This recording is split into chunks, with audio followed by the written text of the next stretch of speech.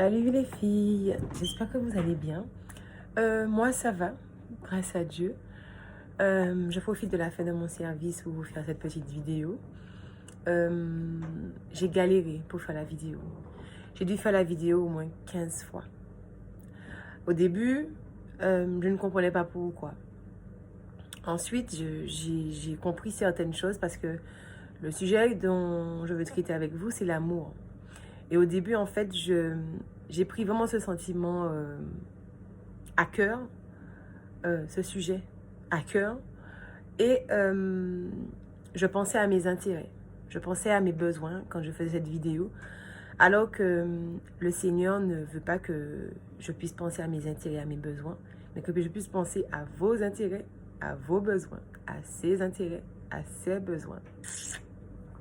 Et donc, je n'y arrivais pas. C'était la première chose. Donc, j'ai dû m'humilier devant Dieu, lui demander pardon parce que je ne fais pas les choses pour moi. Je fais vraiment les choses pour pouvoir obéir à Dieu. Et je sais que si Dieu me demande de faire quelque chose, c'est parce qu'il a en réserve des choses extraordinaires pour moi. Donc, il faut que j'arrive en fait à dépasser ce sentiment parce que c'est un sujet qui me touche particulièrement. Puisque vous le savez, hein, dans différentes vidéos, j'exprime le fait que la partie sentimentale de ma vie est très importante pour moi. Et donc voilà, donc je pense que je faisais mal les choses et le Seigneur va m'inspirer aujourd'hui pour pouvoir faire une 16e vidéo en espérant que ce sera la bonne. Et je souhaite vraiment que le Seigneur puisse rendre vos pensées captives à l'obéissance du Christ pour que vous puissiez, pour que les personnes qui doivent être touchées soient touchées et que cela puisse parler à quelqu'un, même si c'est une personne, mais que cela puisse parler à quelqu'un. L'amour, c'est vraiment vaste. Hein. C'est un sujet qui est vaste. On peut dire plein de choses, mais je ne pouvais pas dire plein de choses. Je veux surtout vous dire de vous analyser.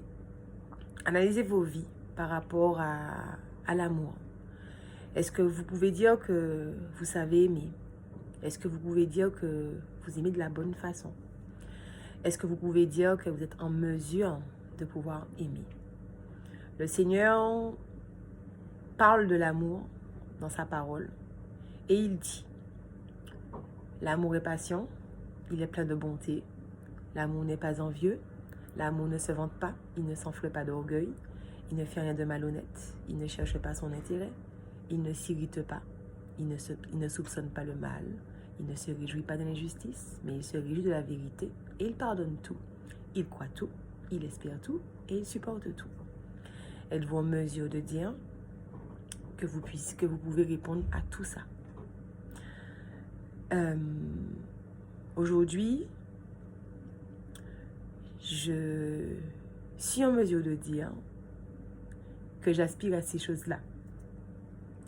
C'est vrai que j'ai expérimenté l'amour, pas quand ça allait, mais quand ça n'allait pas.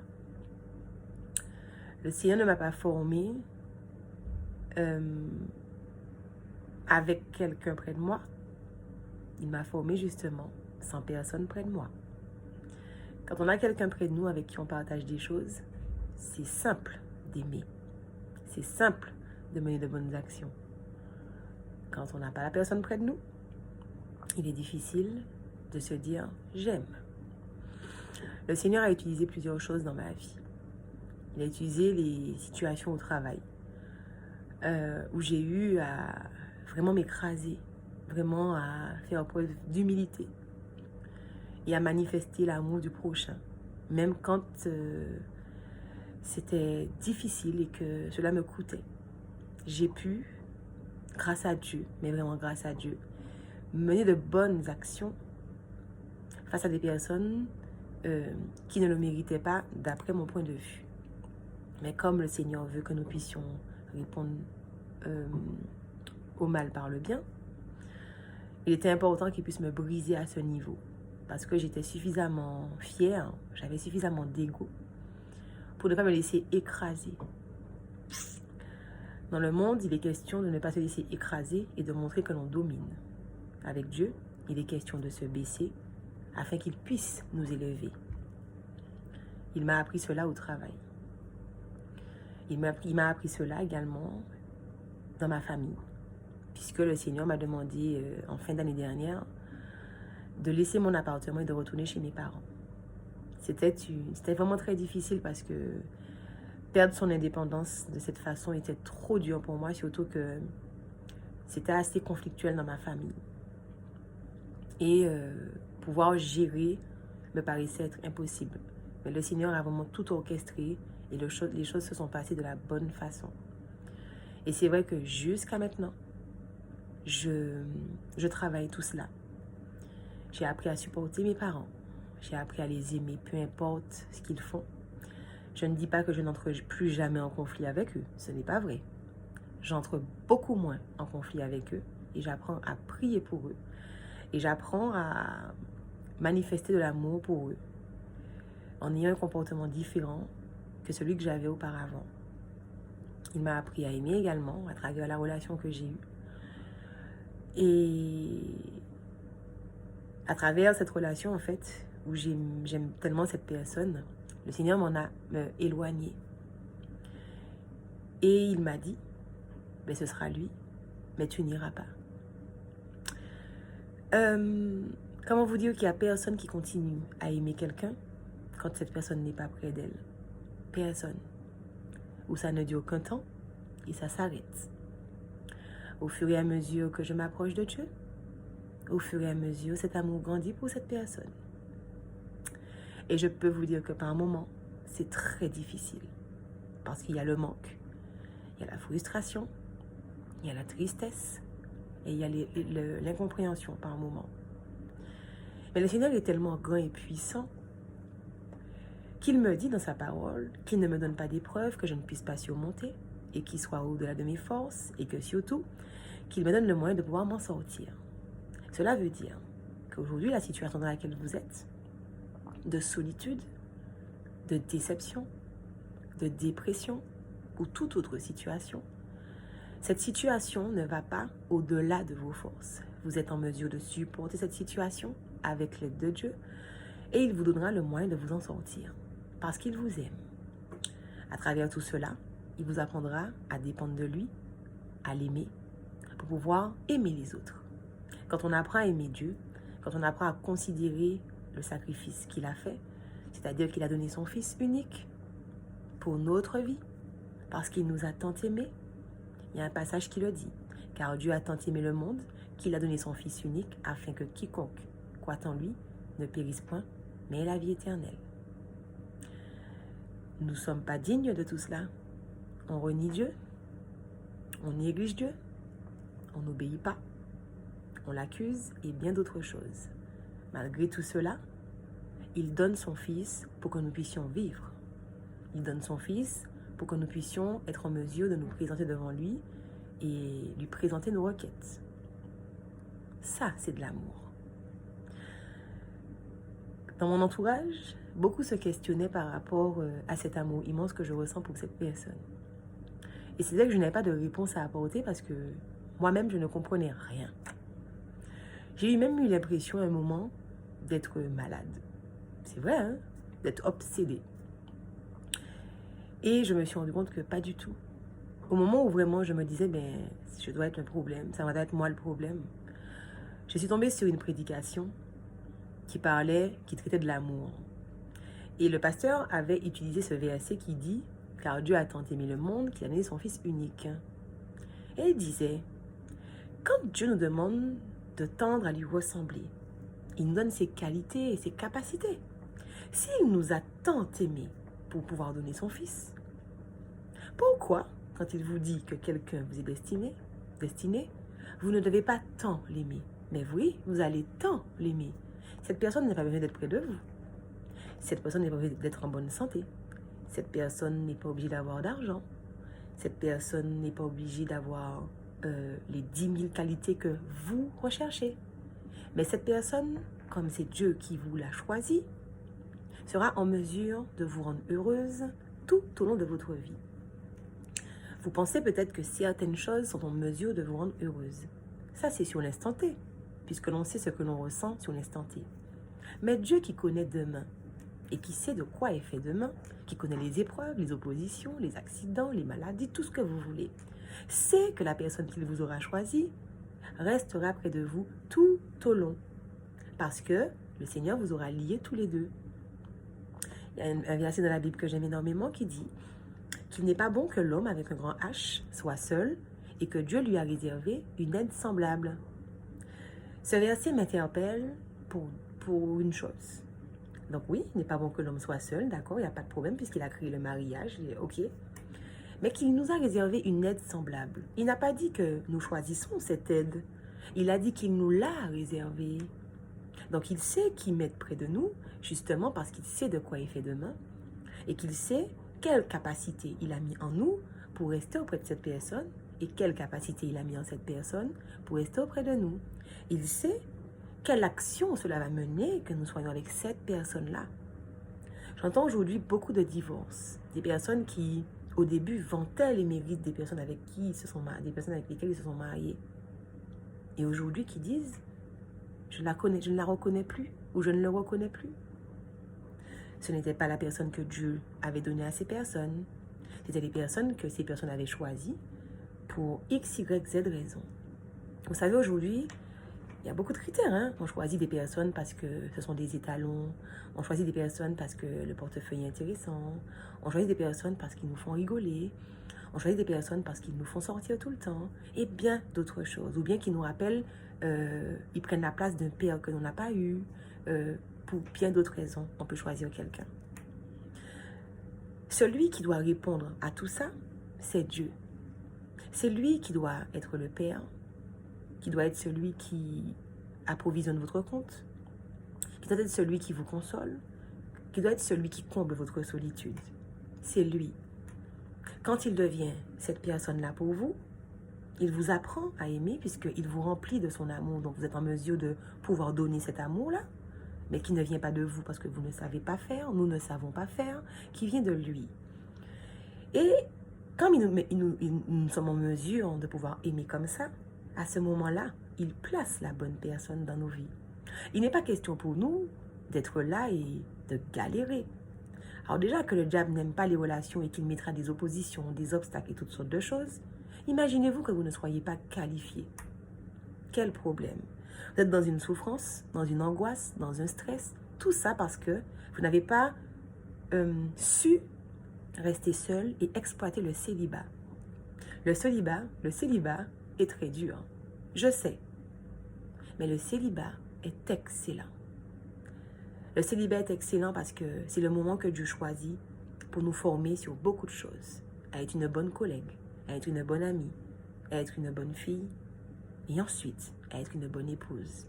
Quand on arrive à gérer tout ça, quand on arrive à donner de l'amour à toutes ces personnes, quand on arrive à gérer et à supporter les situations, on entre dans notre relation.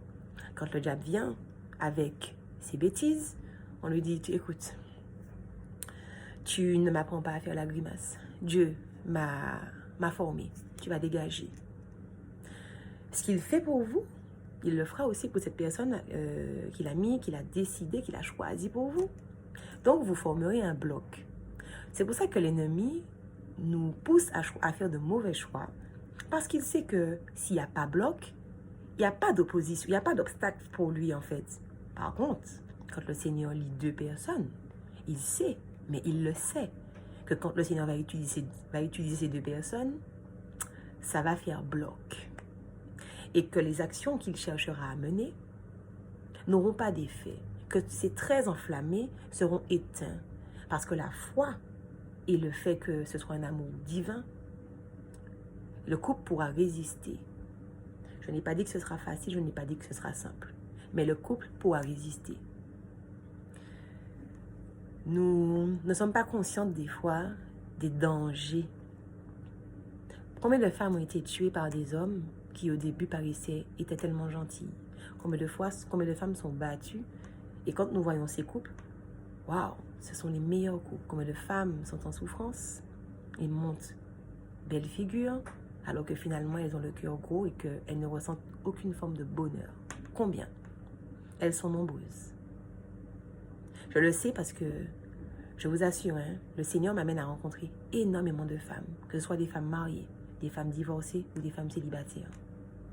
On échange beaucoup à ce sujet et je me rends compte véritablement que pas grand monde est heureux. Et c'est dommage parce que le Seigneur veut que nous soyons heureux. Il veut que vous soyez heureuse. Le Seigneur a prévu quelqu'un pour vous. Pourquoi vous choisissez Pourquoi vous décidez de choisir? Je parle pour moi aussi parce que pendant longtemps, j'ai choisi.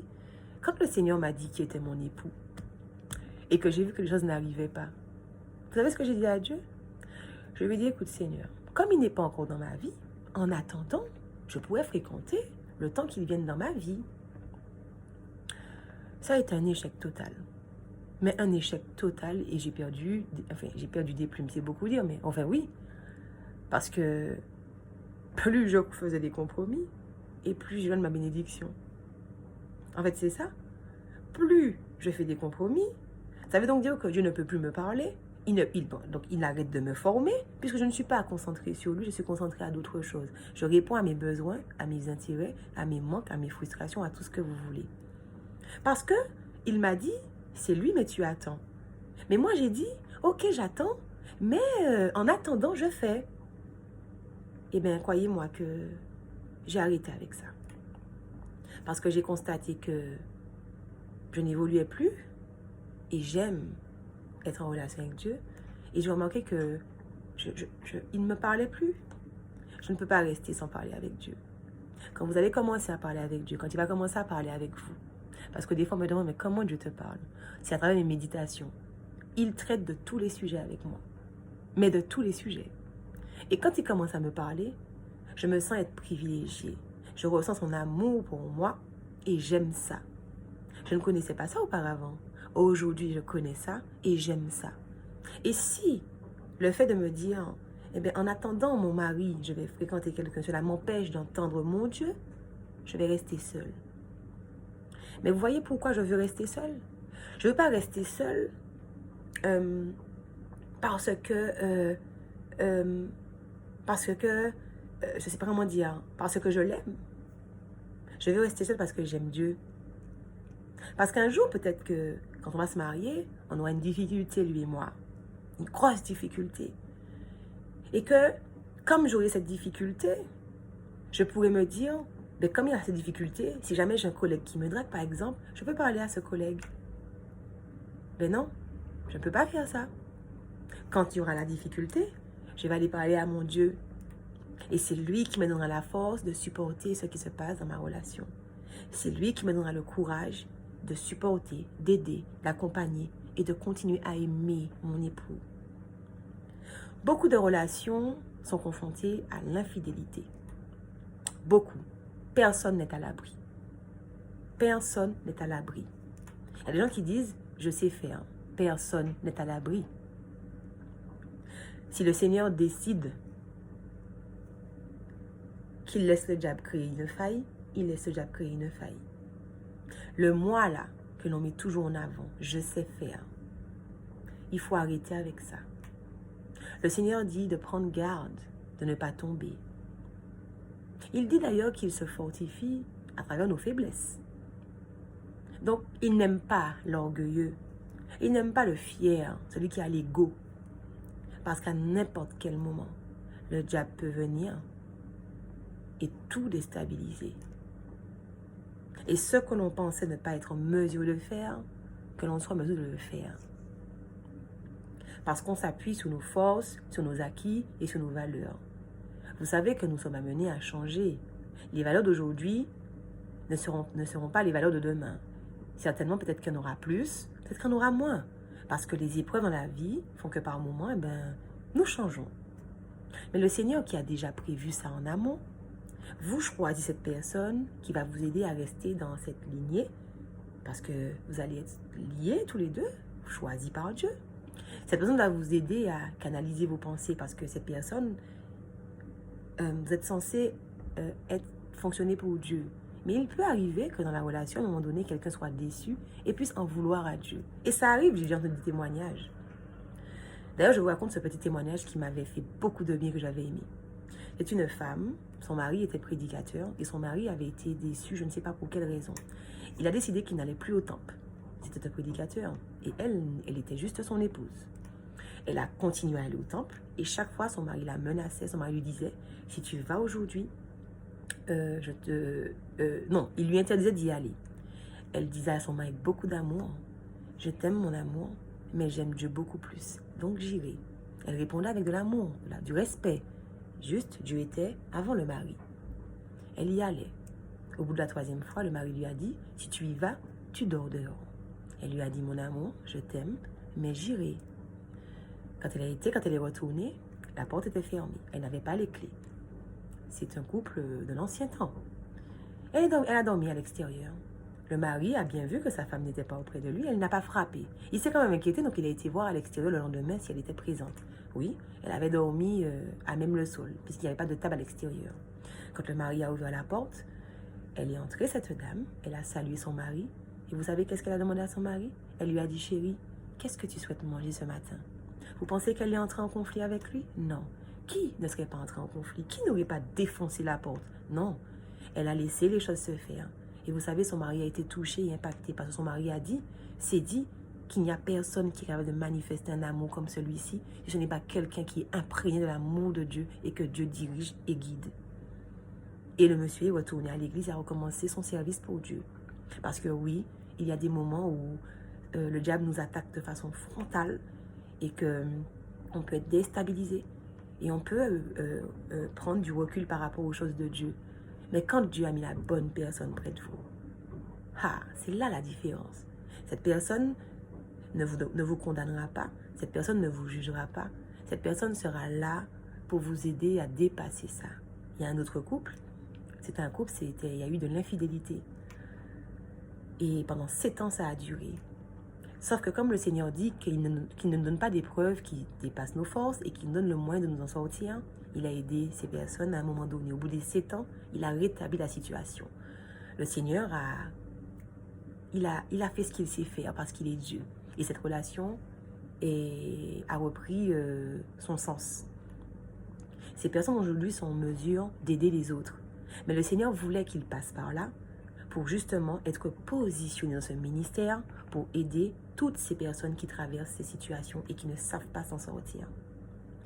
Quand je vous dis que vos vies ne sont pas des fatalités, il faut juste que vous soyez consciente que ce n'est pas la bonne vie, ce n'est pas la bonne part, ce n'est pas la bonne orientation et que vous retourniez au pied de Dieu et que vous laissiez le Seigneur vous submerger de son amour et que vous puissiez faire les bonnes choses pour pouvoir impacter par la suite. Vous savez, aujourd'hui, je fais des vidéos pour encourager parce que je sais qu'à un moment donné, j'avais besoin d'être encouragée, que je n'avais pas trouvé ces encouragements-là. Je sais ce dont j'avais besoin à ce moment-là et aujourd'hui, le Seigneur me met à disposition des autres. Mais demain, il pourrait me dire, c'est bon, mais ça, t'arrêtes les vidéos, maintenant tu fais autre chose. Et je vais lui obéir parce que le moment sera venu de passer à autre chose. Nous changeons. Donc si nous changeons, le Seigneur nous donne des ministères de plus en plus importants. Aujourd'hui, je laisse le Seigneur s'imprégner en moi. Je laisse le Seigneur m'amener là où il veut que j'aille. Et je suis heureuse comme ça. Cet homme qu'il a choisi pour moi, je l'attends patiemment. Je l'attends patiemment et je ne cherche pas de distraction. Parce que je veux que le Seigneur puisse me qualifier, je veux qu'il soit heureux. Et je prie que le Seigneur puisse le qualifier parce que je veux moi-même être heureuse. Mais pour ça, il faut que je laisse le temps au Seigneur d'agir dans ma vie. Il faut que je prenne des décisions et il faut que je puisse être constante dans mes décisions. Il faut que je sois ferme. Et pour être ferme, je ne peux que bénéficier de l'aide de Dieu. Seule, je n'y arriverai pas. Aujourd'hui, je dépends de Dieu parce qu'il est mon tout. Il est mon tout et il est au-dessus de tout. Et c'est ce que j'aime avec lui. Parce que lui, je sais qu'il est juste. Je sais que son amour n'a pas de variation. Même si demain, je me réveille, je me dis, bon Seigneur, j'ai pas envie de faire de vidéo parce que là, je suis triste. Il ne m'en voudra pas. Son amour est linéaire. Et je veux qu'il mette en moi cet amour linéaire. Et aujourd'hui, quand on me demande comment je fais pour aimer cet homme autant alors qu'il n'est pas près de moi, je rappelle à ces personnes que Dieu a tant aimé le monde qu'il a donné son Fils. Qu'il m'a tant aimé qu'il a donné son Fils. Donc forcément, il a mis cet amour immense dans mon cœur pour cette personne. Et je continuerai à l'aimer tant. Et je continuerai à m'approcher de Dieu pour qu'il puisse me permettre de pouvoir être opérationnel au moment voulu. Je vous invite à vraiment vous interroger, à interroger Dieu par rapport aux personnes qui sont dans vos vies et à vraiment connaître ce que Dieu a pour vous. Ne gâchez pas vos vies. Ne gâchez pas vos vies. Ce sera difficile un court moment, mais ce qui vient après est beaucoup plus grand. Je vous souhaite de passer une excellente après-midi, que Dieu puisse vous bénir, que Dieu puisse vous garder, vous fortifier et que le Seigneur puisse mettre dans vos cœurs cette conviction de prendre les bonnes décisions et de vous approcher de lui. Bye bye.